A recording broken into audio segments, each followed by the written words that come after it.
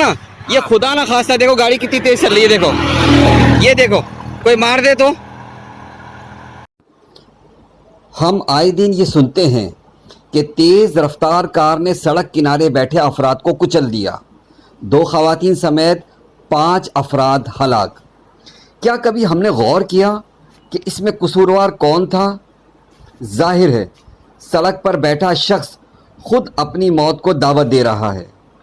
बदकिस्मती से हमारे यहाँ इस मामले में कोई रोकने टोकने या समझाने वाला भी नहीं है कि सड़क किनारे बैठना एक ख़तरनाक अमल है और ये किसी भी बड़े हादसे का सबब बन सकता है।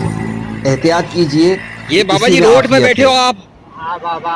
हैं? ये रोड पे बैठे हो खुदा ना खास्ता? हैं? हाँ नहीं, लेकिन कोई टक्कर मार देगा तो हैं? फिर क्या होगा? तुम्हारी जिंदगी कीमती है या कीमती है?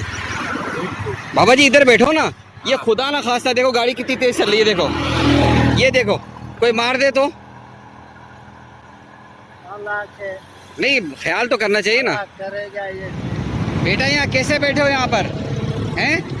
कोई गाड़ी वाड़ी आ रही होगी तो है बेटा?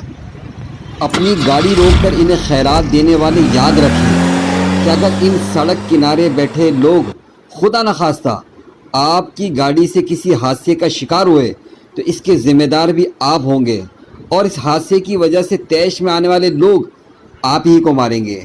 वॉइस ऑफ हैदराबाद से मोहम्मद इमरान।